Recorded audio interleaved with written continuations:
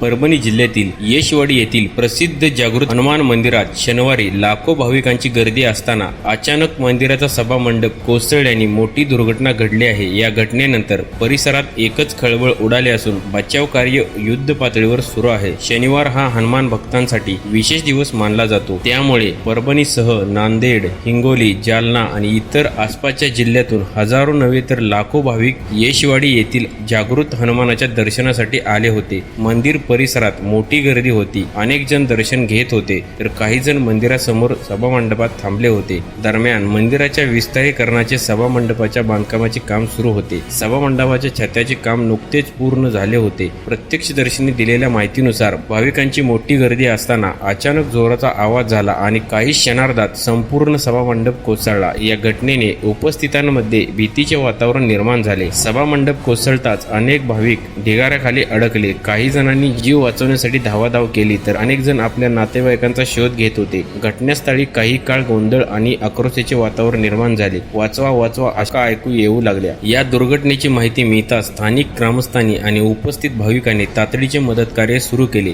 ढिगाऱ्याखाली अडकलेल्या लोकांना बाहेर काढण्यासाठी प्रयत्न सुरू झाले। काही वेळातच पोलीस, महसूल प्रशासन, आरोग्य विभाग आणि आपत्ती व्यवस्थापन पथके घटनास्थळी दाखल झाली। परभणीच्या पालकमंत्री मेघना बोर्डीकर यांनी या घटनेची पुष्टी करताना सांगितले की येशवाडी हे अत्यंत प्रसिद्ध आणि जागरूक देवस्थान आहे। दर शनिवारी लाखो भाविक येथे येत असतात। सभामंडप कोसळल्याने अनेक जण ढिगाऱ्याखाली अडकल्याची माहिती मिळाली असून आतापर्यंत 8 ते 10 जणांना सुखरूप बाहेर काढण्यात आले आहे। मात्र ढिगाऱ्याखाली आणखी काही जण अडकले आहेत, याबाबत अद्याप स्पष्ट माहिती मिळालेली नाही। त्यांनी सांगितले की पोलिसांनी अधीक्षकांना वरिष्ठ अधिकारी घटनास्थळी रवाने झाले असून बचाव कार्य सुरू आहे। मात्र मंदिराकडे जाणारा रस्ता अरुंद असल्याने आणि भाविकांनी मोठ्या प्रमाणात वाहने आणल्याने बचाव पथकांना घटनास्थळी पोहोचताना अडचण येत आहे। प्रत्यक्षदर्शींनी दिलेल्या माहितीनुसार ढिगाऱ्याखाली अजूनही 20 ते 25 लोक अडकले असल्याची शक्यता व्यक्त केली जात आहे। घटनास्थळी सुरुवातीला 3 रुग्णवाहिका पोहोचल्या होत्या। जखमींना तातडीने परभणी येथील रुग्णालयात उपचारासाठी हलवण्यात आले आहे। काही जणांची प्रकृती गंभीर असल्याचे सांगितले जात आहे। घटनेनंतर संपूर्ण परिसरात शोककळा पसरली असून नागरिकांनी मोठ्या प्रमाणावर घटनास्थळी धाव घेतली आहे। प्रशासनाकडून नागरिकांना अफवांवर विश्वास न ठेवण्याचे आवाहन करण्यात आले आहे। तसेच बचाव कार्य सुरळीत पार पडावे यासाठी अनावश्यक गर्दी टाळण्याचे आवाहन करण्यात येत आहे। दरम्यान सभामंडपाचे छत कालच टाकण्यात आले होते अशी माहिती समोर आली आहे। त्यामुळे बांधकामाच्या दर्जाबाबत प्रश्न उपस्थित केले जात आहेत। या दुर्घटनेमागे नेमके कारण काय याचा तपास प्रशासनाकडून केला जाणार आहे। निष्काळजीपणा झाला, बांधकामात काही त्रुटी होत्या का याचाही शोध घेतला जाणार आहे। सध्या सर्वांचे लक्ष बचाव कार्याकडे लागले आहे। ढिगाऱ्याखाली अडकलेल्या प्रत्येक व्यक्तीला सुखरूप बाहेर काढण्यासाठी प्रशासन आणि स्थानिक नागरिकांकडून शर्थीचे प्रयत्न सुरू आहेत। या घटनेबाबत अधिकृत आकडेवारी आणि प्रशासनाकडून येणाऱ्या पुढील माहितीकडे सर्वांचे लक्ष लागले आहे।